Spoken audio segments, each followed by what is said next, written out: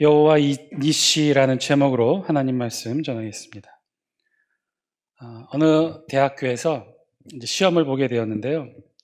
늘 놀기만 하고 시험 공부를 제대로 안 한 학생이 있었어요. 근데 이 학생이 기말 시험을 치려고 하니까 앞이 깜깜하고 시험 문제를 보니까 아는 게 하나도 없는 거예요. 그렇다고 시험지를 백지를 낼 수 없고, 그래서 고민하다가 이 학생이 그 담당 교수님이 독실한 크리스천이라는 사실을 기억하고는 꾀를 냈어요. 그리고는 이 답안지에다가 뭐라고 적었냐면, 답은 안 적고 자기가 아는 주기도문을 쭉 다 외웠었습니다. 그리고는 맨 마지막에 이렇게 했습니다. 교수님, 하나님의 이름으로 이 죄인을 용서하여 주옵소서. 제발 재수강만은 안 되게. 드디어 제 채점만 시험지를 받는 날이 되었고, 학생이 수업 시간에 교수님이 나눠진 그 시험지를 받아보게 됩니다. 근데 시험지는 이렇게 적혀 있어요. 죄인이여, 다음 학기 재수강으로 거듭나기를 명하노라. F학점. 이렇게. 크리스천 교수님의 채점 답안지가 참 멋있죠. 재수강으로 거듭나기를 명하노라. 재수강이면 이제 1년 다시 다니는 거죠. 등록금도 한 번 더 내야 되고. 거듭난다 혹은 다시 태어난다, 우리 다른 말로 중생한다고도 표현을 하죠. 이런 말 사실 우리 주변에서 보면 우리 이런 말 심심치 않게 사용하게 됩니다. 다시 태어난다, 거듭난다. 특히 우리 신앙인들에게 이런 표현은 굉장히 중요한 신학적 표현이고, 우리 스스로도 신앙생활하면서 늘 익숙하게 접한 표현이기도 합니다. 그런데요, 이런 표현이 사실 어떤 특정 상황이나 그리스도인들에게만 사용되고 적용되어지는 표현은 아닌 것 같아요. 사실 우리가 잘 모르지만 이 세상, 이 자연에서는요, 늘상 일어나는 현상 가운데 하나가 바로 이 거듭난 혹은 다시 태어남의 그런 과정일 수 있다는 거예요. 무슨 말이냐? 여러분 다음 그림 한번 보시겠어요? 이게 이렇게 사진 몇 장을 이렇게 동영상처럼 만든 건데요. 너무 빨라서 잘 모르겠지만 지금 이 가재가 뭐 하는 장면이냐면요, 자기가 껍질을 벗는 장면이에요. 이름하여 탈피한다고 하죠. 예, 됐습니다. 예. 이 가재도 그렇고요, 새우도 그렇고요, 이런 갑각류의 동물들은요, 이 껍질을 벗어요. 껍질을 벗는 이 과정을 가져요. 여러분, 우리 포유류는 딱딱한 것이 어디 있습니까? 우리 몸 안에 뼈의 형태로 있죠. 그래서 우리를 지탱해 주게 되고, 우리 몸 안에 하여튼 뼈가 있는데, 그런데 이런 갑각류들은요, 이 딱딱한 뼈의 구성이 몸 바깥에 있게 되는 거죠. 몸 바깥에 있어서 외피를 둘러싸서 그 안을 보호하는 역할을 하게 되는 것이 이 갑각류입니다. 야, 뭐 그런 게 있어. 우리로 말하면 이 뼈가 밖으로 툭 튀어나온 것인데 어떻게 그럴 수가 있지 하는 생각이 들겠지만, 갑각류의 입장에서 보면 우리 인간이 아마 덜 좀 이렇게 못나 보일 수도 있어요. 왜냐?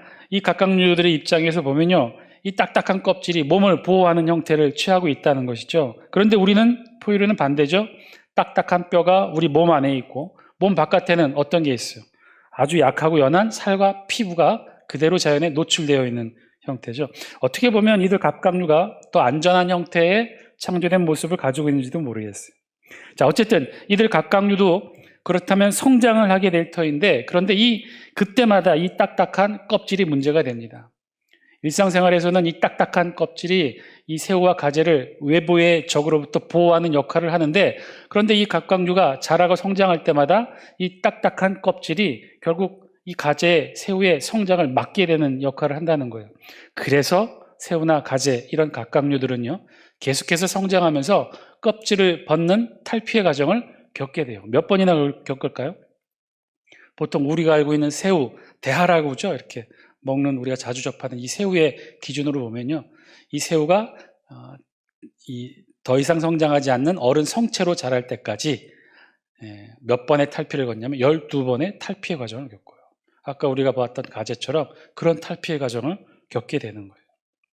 그런데 이 탈피의 과정이요, 정작 자신들에게는 매우 위험한 순간이기도 한답니다. 그도 그럴 것이, 그동안 자신을 지키져 왔던 이 딱딱한 껍질, 그런데 너무 작아서 벗어나야만 했고, 그런데 벗고 보니 아직 속살의 형태인 막 생겨난 이 껍질은 재구시를 못하는 그런 형태, 딱딱해지지도 못하고, 그래서 갓 탈피한 새우는요, 말랑말랑한 속살의 형태로 며칠을 보내야 되는데, 이 딱딱한 피부가 딱딱하게 굳어지기 전까지는 이 속살을 가지고 살아야 되는데, 이때가 새우나 가재들에겐 굉장히 위험한 순간이라고요. 그대로 무방비 상태로 노출되어 있기 때문에.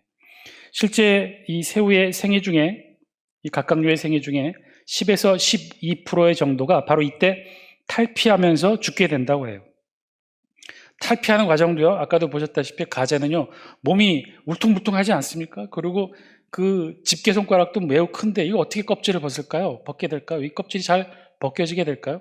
실제로 애완동물로 요즘 이렇게 가재를 키우는 경우도 많은데, 가재가 어항 안에서 시간이 지나면 1, 2주 안에, 성장의 과정 속에서는 1, 2주 안에 한 번 탈피를 하게 되는데, 그 과정이 쉽지가 않아요. 그래서 탈피하다가 죽게 되는 이 가재도 꽤 많다고요. 그도 그럴 것이 커다란 이 집게발이 빠져나와야 되는데 그게 쉽지가 않은 거죠.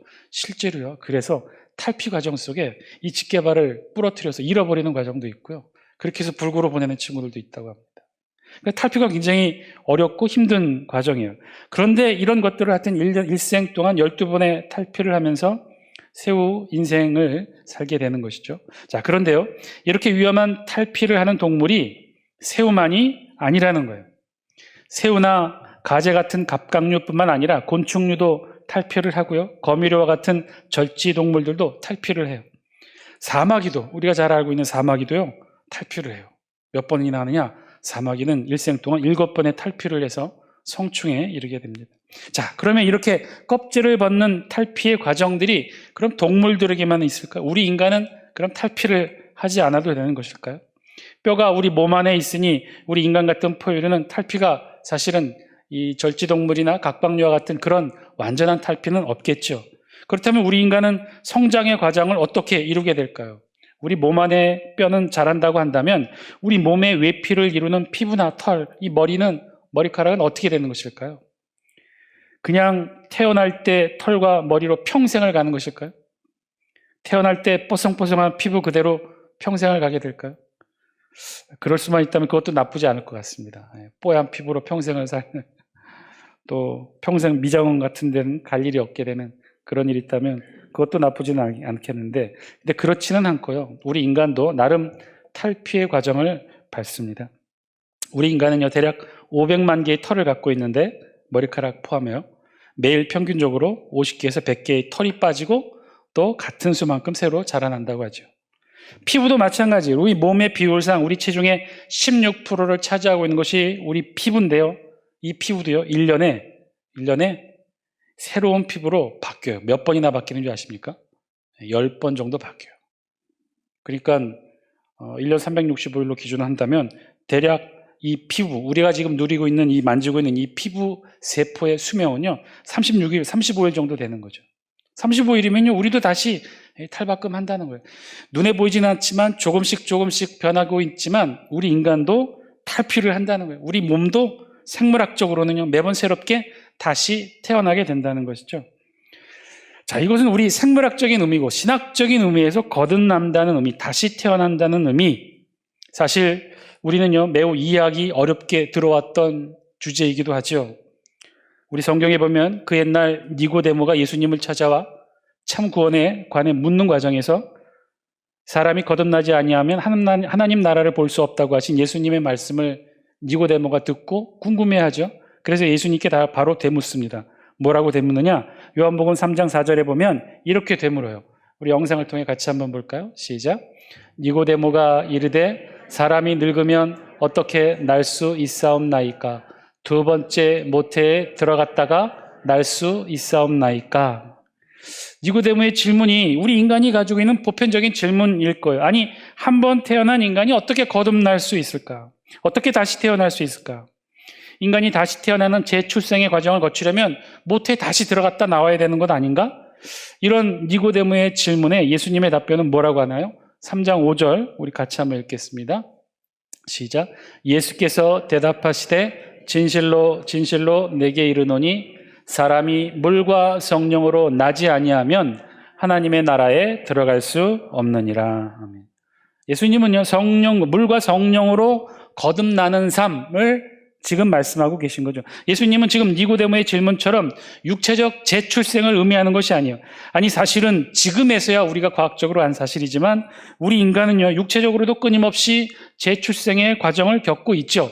모태에 다시 들어갔다 나오는 그런 엄청난 순간의 변화가 아니라 조금씩 1년에 10번 피부가 바뀌고 우리의 머리카락이 매일 50개에서 100개 정도가 순환하는 과정을 통해 우리 세포가 끊임없이 죽고 다시 태어나는 과정을 통해 우리도 끊임없이 육체적으로 다시 출생하는 과정을 겪기도 하죠.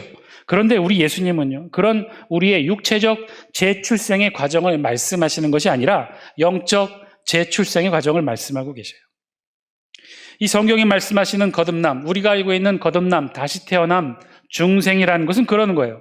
영적 재출생이 아니라 그것은 우리가 이미 한번 이 세상에 태어났고 그 다음에 우리가 누리고 있는, 우리가 경험하게 되는 영적 재출생은 어떤 것이냐? 실제로 우리 몸이 나이를 먹음에 따라, 시간의 흐름에 따라 우리 몸이 변하게 되는 그런, 조금씩 변하게 되는 그런 과정 말고 우리의 영적인 재출생, 영적인 거듭남, 다시 한번 하나님 앞에 물과 성령으로 거듭나 다시 태어나는 그런 영적 재출생을 오늘 성경은, 우리 예수님은 말씀하고 있죠. 그것을 우리는 거듭남이라고 부릅니다. 자, 다시 우리 본문, 우리 출애굽기로 돌아와서요. 하나님께서 이스라엘을 애굽에서 부르셨죠. 출애굽하셨어요. 그들의 몸을 우리가 다른 말로 표현한다면 하나님은 이스라엘 백성들의 몸을 구원하신 거죠. 그들의 집 차온 문설주 문에 어린 양의 피를 통해 그들의 죽어 마땅한 그들의 육체를 하나님이 구원하십니다. 그리고 하나님은 이제 이어서 그들의 영적 구원을 이루실 차례예요. 그것이 사실은 출애굽의 진짜 목적이기도 한 것이죠. 만약에 이스라엘을 애굽의 노예에서 자유인인 육체적 구원만을 하나님이 주시길 원하셨다면 아마 출애굽의 경로는 바뀌게 되었을 거예요. 출애굽하고 홍해를 건넌 이후 바로 가나안 땅으로 들어가야 맞았겠죠. 아니, 홍해를 건널 필요도 없이 바로 북쪽의 해변길, 지름길로 적과 꿀이 흐르는 가나안 땅으로 바로 들어갔을 거예요. 그러나 하나님 그렇게 하지 않으셨어요. 애굽에서 이들의 육체적 구원을 이루신 후에 하나님이 이들을 이끄신 곳은 어디냐? 바로 지름길로 가나안으로 가신 것이 아니라 시나이 반도 남쪽으로 에둘로 돌아서 갑니다. 어디를 꼭 거쳐야 했냐면 시나이 반도 남쪽에 있는 시내산. 그 시내산으로 하나님은 이스라엘 백성들을 멀고 긴 돌아가는 길을 선택하시고 이스라엘 백성들을 시내산으로 인도하시죠. 왜 그랬어요? 그 시내산에서 하나님은 이스라엘 백성들을 만나시고 그리고 하나님의 말씀을 통해 이스라엘에게 무슨 출생을 주시길 원했던 거예요? 영적 재출생을 주시기를 원했던 거죠. 그곳에서 이스라엘은 하나님을 만나고요, 영적 재출생의 과정을 겪게 됩니다. 그것이 이스라엘 백성에게는요, 거듭남의 과정이 되었다는 거예요. 자, 그렇다면 이 거듭난 삶의 모습은 어떤 것인가요? 거듭난, 영적으로 다시 태어난 삶은 과연 어떻게 살아가는 것이 영적으로 거듭난 삶의 모습일까요? 거듭난 삶의 증거는 어떤 것일까요? 우리가 거듭났다고 했고 영적으로 다시 태어났다고 했고 중생의 삶을 살아간다고 했는데, 그래서 우리가 이 세상을 살아가는 하나님의 백성의 자녀의 신분을 누리고 있다고 하는데, 그렇다면 그 증거가 무엇일까요? 오늘 우리 성경은요, 그 사실을 다른 표현을 통해 우리에게 알려주고 있어요. 거듭난 삶이란 무엇이고 어떻게 살아야 하는지를 오늘 말씀을 통해 우리에게 알려주고 있습니다. 우리 다 함께 8절 말씀 우리 같이 한번 읽어볼까요? 8절입니다. 시작. 그때 아말렉이 와서 이스라엘과 르비딤에서 싸우니라. 아멘. 오늘 우리 성경은요, 이스라엘 백성들이 출애굽한 이후 광야에서 최초의 전투인 아말렉과의 전쟁, 즉 일명 르비딤 전투를 기록하고 있어요. 그래서 우리 성경 8절은요, 그때라는 단어로 시작하고 있죠. 이 그때라는 어느 때를 가리킬까요? 오늘 우리 본문의 전쟁은 사실은 갑자기 일어난 전쟁이었어요. 앞의 내용도 우리가 다시 한번 살펴보시면 17장 이 1절부터 7절 앞부분의 내용이 무슨 내용이었습니까? 이스라엘 백성들이 광야를 행군한 후에 르비딤에 장막을 쳤다고 했죠. 그 르비딤은 어떤 곳이냐면요, 샘이 있고 나무가 있고 물이 있고 그늘과 쉼이 있는 곳이었는데, 그런데 이스라엘 백성들이 막상 광야를 지나 르비딤, 이 샘이 있고 물이 있고 쉼이 있는 그늘이 있는 이곳에 장막을 쳤으나 결국 어떤 일이 있었느냐? 물이 없었다는 거예요. 그래서 물로 인해 하나님을 원망했고 모세를 원망하죠. 그래서 그렇게 그곳을 마사 무리바, 하나님과 다투고 하나님을 시험하게 되었던 이스라엘은 결국 하나님이 모세를 통해 저들의 물 부족을 해결해 주십니다. 이스라엘은 르비딤의 시로 왔던 거죠. 결국은 이곳에 와서 물을 먹고 쉬기 위해 왔는데 물이 없어서 한바탕 고생을 치르고 난 뒤, 그렇게 어렵게 물 부족을 해결하고 난 뒤 바로 그때에 바로 오늘 8절, 오늘 우리 사건이 일어났다는 거예요. 그러니까 사실 오늘 우리 이 르비딤 전투는요, 아말렉이 전격적으로 르비딤 물가에서 쉬고 있는 이스라엘 백성들을 공격한 거예요. 아주 기습 공격하는 거예요. 그러면 이들 아말렉은 누구이고 왜 이들은 이렇게 갑자기 이스라엘을 기습 공격했던 것일까요? 아말렉 족속은요, 그 조상의 연원이 에서의 손자 아말렉의 후손들이에요. 그러니까 즉 에서가 엘리바스를 낳고 엘리바스가 아말렉을 낳았고 그 아말렉의 후손이 바로 이 아말렉 족속을 이루었던 거죠. 그래서 엄밀히 말하면 이 아말렉 족속은 에돔 족속의 일부였어요. 그러다가 어떻게 된 일인지 이 아말렉 족속은 에돔으로부터 갈라져 나옵니다. 그리고 시나이 반도 남쪽에서 이 유목 생활을 하며 독립하게 돼요. 자, 그러니까 이스라엘 백성들의 지금 출애굽 경로상에 유목 생활로 정착하며 살고 있었던 족속, 아말렉 족속이 그 땅에 살고 있었던 거죠. 이들은 이스라엘 백성들이 출애굽한 이후 북쪽 해변길로 가지 않고 홍해를 건너 시나이 반도 남쪽으로 향하게 되자 혹시 지금 자신들의 영토 쪽으로 지나가며 자신들의 영토를 빼앗기게 되지 않을까 두려워해서 일부러 르비딤 물가에서 쉬고 있는 이스라엘 백성들을 기습 공격하게 되었던 거예요. 자, 그러자 9절 모세는 이렇게 대응합니다. 우리 9절 말씀 우리 같이 한번 읽습니다. 시작. 모세가 여호수아에게 이르되 우리를 위하여 사람들을 택하여 나가서 아말렉과 싸우라. 내일 내가 하나님의 지팡이를 손에 잡고 산 꼭대기에 서리라. 아멘. 우리 성경 출애굽기에서 최초로 이 여호수아라는 이름이 등장합니다. 오늘 우리 본문을 통해서 모세는 그런 여호수아에게 아말렉과의 전쟁의 수장 역할을 맡기게 되죠. 자, 본문을 통해 최초로 이스라엘 백성 앞에 지도자로 등장하게 되는데 여호수아가 지도자로 등장하게 되는데 그도 그럴 것이 모세는 레위 지파지만 여호수아는 에브라임 지파 눈의 아들이에요. 그러니까 같은 지파가 아니었어요. 그럼에도 불구하고 모세가 지도자로 출애굽 당시 이 여호수아는 백성의 지도자로 이 세움을 받게 됩니다. 자, 그렇게 급조하여 군사를 만들죠. 그리고 여호수아를 수장으로 전쟁터로 내보내요.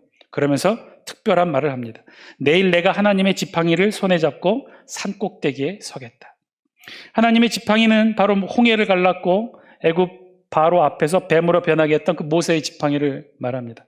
너는 내일 백성들과 함께 전쟁터로 나가라. 나는 하나님의 지팡이를 들고 산 꼭대기에 서겠다. 내가 비록 너와 함께 전쟁터에 나가지는 않겠지만 하나님의 지팡이를 들고 산에 서서 함께 전쟁에 참여하겠다. 그럼 무엇으로 함께 전쟁에 참여하느냐? 10절 말씀이에요. 10절 우리 영상을 통해 같이 한번 읽습니다. 시작. 여호수아가 모세의 말대로 행하여 아말렉과 싸우고 모세와 아론과 훌은 산꼭대기에 올라가서. 알고 보니 모세 혼자 산에 오른 것이 아니었죠. 아론과 훌을 대동합니다. 아론은 모세의 형으로 같은 레위 지파이고, 그럼 훌은 누구일까요? 훌은 유다 지파 갈렙의 아들이었어요. 근데 어떻게 모세와 아론과 함께 이 지도자의 자리에 오를 수 있었을까? 학자들 추정에 의하면 이 모세의 누이 동생 미리암의 남편이 훌이었을 것이다 라고 추정합니다. 자, 어쨌든 훌은 이때부터 모세와 아론 다음으로 이스라엘 백성의 지도자로 여호수아와 함께 세움을 받게 되죠. 자, 그러면 모세는요, 하나님의 지팡이를 가지고 아론과 훌과 함께 산에서 무엇을 하느냐? 11절 말씀 우리 같이 한번 읽습니다. 시작. 모세가 손을 들면 이스라엘이 이기고 모세가 손을 내리면 아말렉이 이기더니. 아멘. 이게 무슨 말일까요? 모세가 손을 들면 이스라엘이 이기고 모세가 손을 내리면 아말렉이 이긴다. 자, 어떻게 이런 일이 일어나고 이것의 의미는 무엇일까요? 마치 모세가 이 손을 들어 사인을 보내고 그에 따라 이스라엘과 아말렉이 반응하는 것처럼 보이죠. 근데 그런 것은 아니고요. 모세가 손을 들었다 혹은 모세가 손을 내렸다라는 표현은 일종의 관용적 표현이에요. 예를 들면 뭐 손을 흔들어 거부 의사를 표시한다라든지 뭐 손짓하여 웨이터를 부른다든가 혹은 박수치며 노래한다라고 하는 그런 것의 일종으로서 일종의 어떤 몸짓을 표현하는 언어인 거죠. 이런 것처럼 모세가 손을 들었다고 하는 것은요, 당시 하나님께 기도하기 위한 대표적인 기도 몸짓이 손을 들었다는 거였어요. 우리가 기도할 때 우리는 어떻게 하죠? 우리의 몸짓 표현은 어떤 거죠? 손을 모으거나 혹은 무릎을 꿇고 눈을 감거나 하는 것처럼 당시 이스라엘 백성들의 대표적인 기도 몸짓이 바로 두 손을 하늘로 높이 들고 하늘을 우러러보며 기도하는 거였어요. 따라서 모세가 손을 들었다는 것은 모세가 기도하기 위해 손을 높이 들었다는 것을 말하고, 그러면 반대로 모세가 손을 내렸다는 것은 무엇을 의미하죠? 똑같이 모세가 기도하는 것을 중단했다는 것을 의미해요. 자, 그러니까 지금 여호수아는 백성들을 이끌고 전쟁을 하고 있고 모세는 산꼭대기에 손을 높이 들고 기도를 하고 있었던 거예요. 그런데 모세는 손을 들고 기도하다가 손을 내리고 기도를 멈추게 되었다는 것이죠. 자, 그러면 왜 모세는 기도를 하다가 기도를 멈추게 되었을까요? 12절 말씀. 12절 말씀 보시면 앞부분만 볼까요? 앞부분에 뭐라고 되어 있어요? 다 같이 한번 읽어보죠. 시작. 모세의 팔이 피곤함에 그들이 돌을 가져다가 모세의 아래에 놓아 그가 그 위에 앉게 하고 아론과 훌이 한 사람은 이쪽에서 한 사람은 저쪽에서 모세의 손을 붙들어 올렸더니 그 손이 해가 지도록 내려오지 아니한지라. 아멘. 모세가 왜 손을 들었다가 손을 내리고, 즉 모세가 기도를 하다가 왜 다시 기도를 멈췄을까요? 그 이유는 피곤해서. 전쟁이 뭐 이렇게 한두 시간에 끝나는 것이 아니었겠죠. 민족과 민족이 대결하는 전쟁이니 한참 시간이 걸렸겠죠. 하루 종일 걸렸겠죠. 그래서 모세도요, 기도를 하다가 그만 힘이 들어서 피곤함에 손을 내리고 기도를 멈추게 되었다는 거예요. 자, 왜 모세가 기도를 하다가 멈추게 되었는지 알겠어요. 힘이 들었던 거죠. 계속해서 팔을 높이 들고 기도를 계속할 수 없었던 거예요. 자, 그래서 어떻게 했느냐? 아론과 훌은 지혜를 내서 방법을 달리합니다. 어떻게 했다고 그랬어요? 돌을 가져다가 모세를 먼저 앉게 하고 그리고 양 옆에서 모세의 팔을 붙들어 올렸던 거죠. 아마 이 본문의 내용을 통해 유추해 본다면 그동안까지는 모세가 어떻게 기도한 거예요? 서서 두 팔을 올리고 기도했던 거예요. 굉장히 힘들었겠죠. 그래서 아론과 훌은 돌을 가져다가 모세를 앉히고 그리고 양 옆에서 모세의 팔을 붙들어 올립니다. 자, 그랬더니 그런 모세의 손이 해가 지도록 내려오지 않았다. 즉 모세가 어떻게 기도를 한 거예요? 해가 지도록 손을 들고 계속해서 기도를 하게 되었다는 거죠. 자, 그래서 결국은 전쟁이 어떻게 되었느냐? 13절 우리 영상을 통해 같이 한번 읽습니다. 시작. 여호수아가 칼날로 아말렉과 그 백성을 쳐서 무찌르니라. 아멘. 결국은요, 전쟁에서 이스라엘이 승리하게 되었다고 우리 성경이 기록합니다. 사실 우리 성경이 간단하게 13절 한 절의 말씀으로 기록하고 있지만 이는 당시 굉장히 놀라운 사건이었어요. 왜 이제 막 출애굽한 이스라엘 백성이 아말렉 족속과 전쟁에서 승리한 거예요? 이스라엘은요, 아무런 군사적 훈련을 받지 않은 상태죠. 그래서 그럴 것이 지금 애굽에서 막 탈출한 노예 신분에 불과했겠죠. 애굽에서 노예 생활하며 벽돌 쌓는 이스라엘 백성들이 언제 칼싸움을 배웠겠어요? 언제 전쟁을 배웠겠어요? 아무런 훈련도 되지 않은 백성들이 바로 이스라엘 백성들이었어요. 그런 반면에 아말렉은 이미 자신들의 부족을 이루고 국가를 이루고 나라를 이루었어요. 자신들을 위해 철저히 사막 한가운데서 외족과 싸움으로 단련된 민족이었단 말이에요. 전쟁을 할 줄 아는 민족이었단 말이에요. 근데 그런 전쟁을 할 줄 알고 훈련받은 민족과 전혀 전쟁을 해보지 않은 이스라엘 백성들이 전쟁으로 맞닥뜨렸어요. 그것도 아주 불리한 형세예요. 이스라엘은 느비딤에서 편하게 물을 마시며 쉬고 있을 바로 그때 기습적으로 준비된 형태의 군대로 공격을 받게 된 거죠. 그런데 전쟁의 결과가 어떻게 됐어요? 전혀 훈련도 되어 있지 않는 이스라엘이 훈련된 아말렉과의 싸움에서 승리했다는 거예요. 이겼다는 거예요. 아말렉의 전투병력을 맞아 기습 공격을 잘 막아내고 오히려 이겼다는 거죠.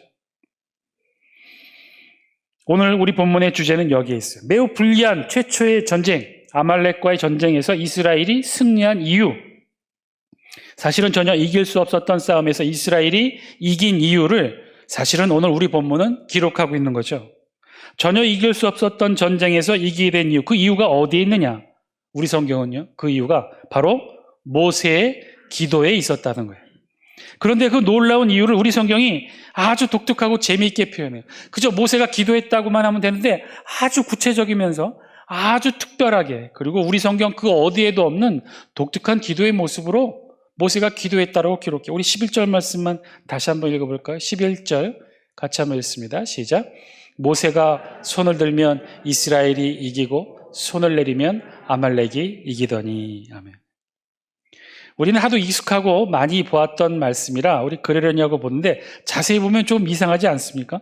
모세가 손을 들면 이스라엘이 이기고 모세가 손을 내리면 아말렉이 이겼다. 즉 이스라엘이 졌다는 거죠. 모세가 손을 들면 이스라엘이 이기고 모세가 손을 내리면 이스라엘이 졌다는 거예요. 즉 모세가 기도하면 이스라엘이 이기고 모세가 기도를 하지 못하면 아말렉이 이겼다. 전혀 이길 수 없었던 불리한 전쟁에서 이스라엘이 이겼던 이유, 그 이유를 우리 성경은 모세가 손을 들고 기도를 해서 이스라엘이 이기게 된 것이라고 말씀해요. 자, 모세가 기도를 하니 하나님께서 이스라엘과 함께 하셔서 아주 불리한 전쟁이지만 하나님이 이스라엘과 전쟁에서 싸워 승리하게 하셨다는 거예요. 그렇죠. 모세가 하나님께 기도해서 전혀 이길 수 없는 전쟁에서 이기게 되었다. 여기까지는 잘 알겠어요. 어떻게 이 불리한 전쟁에서 이스라엘이 이기게 되었는지, 그리고 모세의 기도를 통해 하나님께서 어떻게 역사하시게 되었는지 알겠어요. 그런데 질문이 있어요. 모세가 손을 들면 이스라엘이 이기고, 즉 모세가 기도를 하면 이스라엘이 이기고는 알겠는데, 아주 잘 알겠는데 당연하죠. 모세가 기도를 하니까 하나님께서 이스라엘과 함께 하셔서 전쟁에서 싸워 이기는 거 당연히 알겠어요. 그런데요, 모세가 기도를 하다가 멈추게 되니 아말렉이 이기더라, 이스라엘이 지게 되었다. 이거는 이해가 가지를 않아요. 왜요? 아니 꼭 그래야 하는 건가요? 모세가 기도를 해야만 하나님이 도와주시고 모세가 기도를 멈추면 하나님이 도와주시지 않는 건가요? 자, 그렇다면 역으로 하나님의 능력이, 전쟁에서 이기게 된 하나님의 능력이 결국 모세의 기도에서 나오게 된다는 것인가요? 모세가 기도를 멈췄다면 결국 이스라엘은 전쟁에서 지게 되었던 것일까요? 아니요, 그렇지는 않았을 거예요. 사실 모세의 기도의 유무와는 상관없겠죠. 왜냐하면 모세의 기도가 곧 하나님의 능력은 아니었을 테니까. 실제로 앞으로도요, 이스라엘 백성들은요, 수많은 광야, 40년간은 광야를 헤치고 다니면서 광야에서 실제 치르게 되는 수많은 전쟁이 있었어요. 그 모든 전쟁에서 모세가 이 르비딤 전투, 아말렉과의 싸움에서처럼 늘 산꼭대기에 올라가서 손을 들고 기도했다고 기록한 성경은 없어요. 여기에만 기록되어 있어요. 르비딤에만 기록되어 있어요. 또 모세의 기도가 하나님의 능력을 이루게 한 계기는 되었을지언정 모세의 기도가 곧 하나님의 능력은 아니었기 때문에 그렇지는 않았을 거예요. 자, 그런 면에서 보면 오늘 우리 본문은요, 굉장히 특이한 모습을 보여줘요.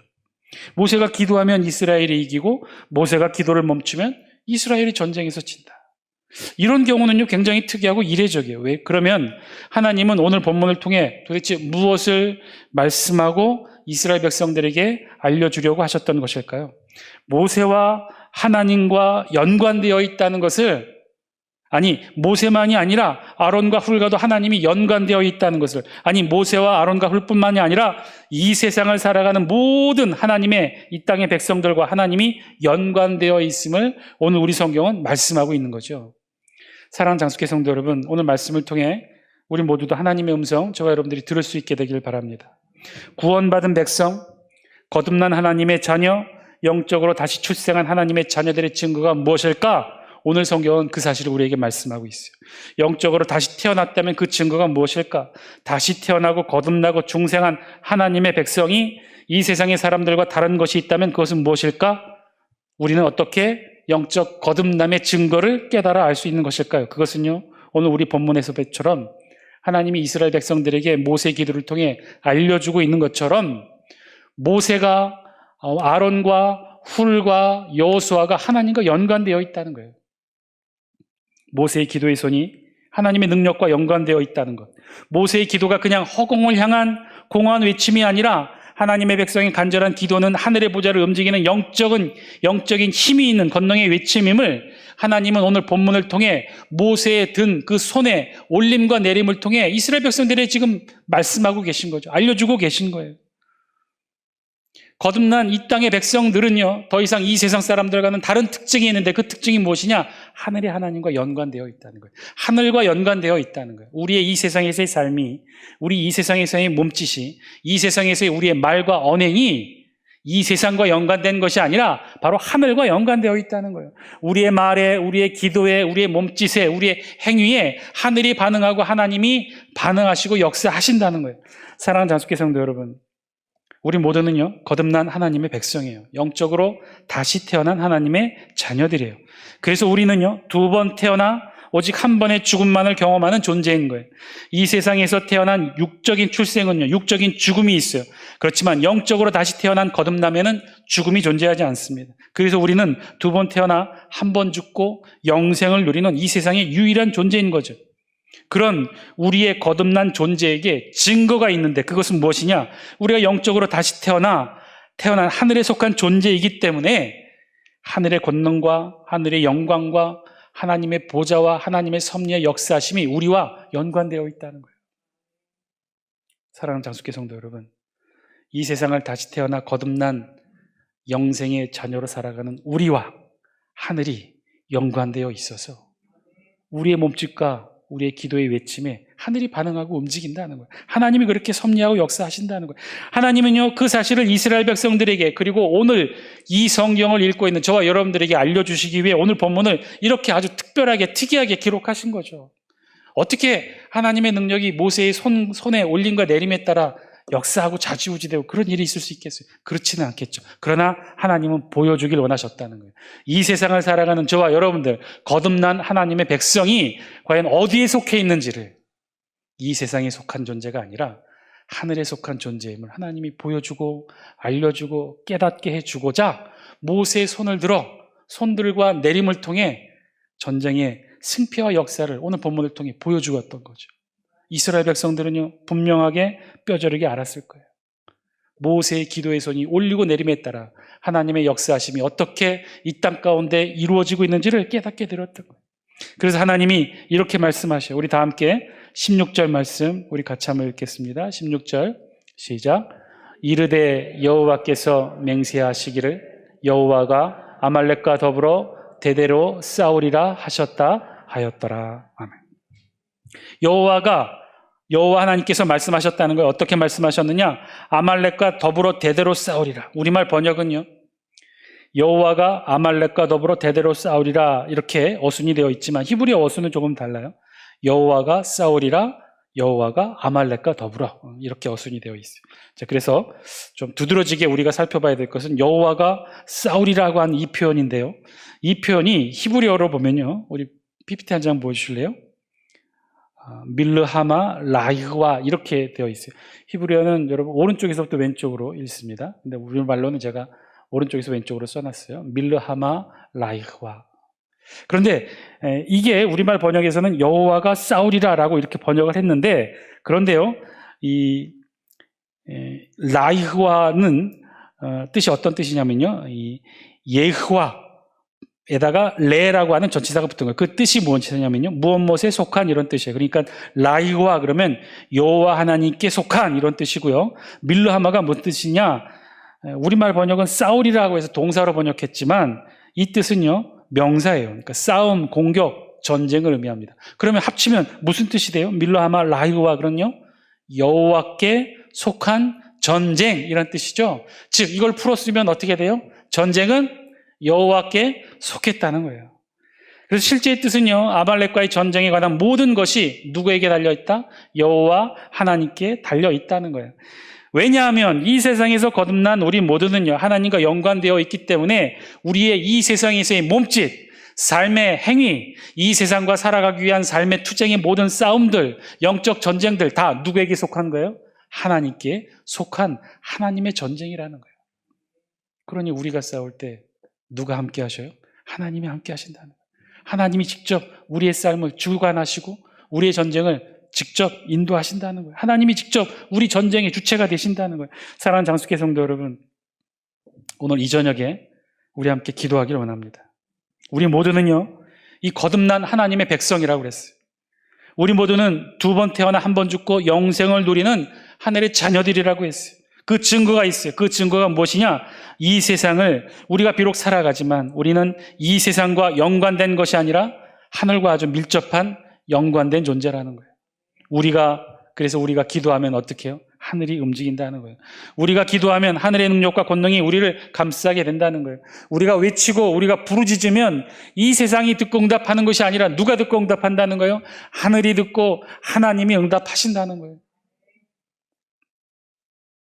이 저녁에 그래서 우리 함께 기도하길 원합니다. 우리가 기도하면 하나님이 역사하시고 하나님이 싸우신다는 거예요. 우리가 기도하면 하나님이 싸우신다는 거예요. 지금 우리의 삶이 하늘과 연관되어 있고 하나님과 함께하는 삶인 줄 믿습니다. 오늘 이 저녁 저와 여러분 함께 기도하길 원합니다. 하나님, 우리가 하나님과 함께 하고 있음을 깨닫게 하여 주옵소서. 우리의 삶이 하늘과 연관되어 있음을 깨닫게 하여 주옵소서. 그래서 우리가 비록 이 세상을 살지만 그래서 우리는 또한 동시에 이 세상에서 하늘의 삶을 누리게 되는 그런 존재라는 것. 우리와 함께 하늘에 하나님이 함께 계시고 우리의 삶이 그래서 하나님과 함께 되는 삶이고 우리의 싸움이 하나님께 속한 것이 된다는 것. 그러니 하나님께서 우리의 삶을 섭리하시게 되는 것이죠. 그래서 하나님이 우리 가정을 돌보실 거예요. 우리 일터를 붙드시고 우리 자녀들의 삶을 하나님의 권능의 손으로 인도하시게 될 겁니다. 우리 저녁 함께 그 하나님의 손을 의지하며 이 저녁 함께 기도하기를 원합니다.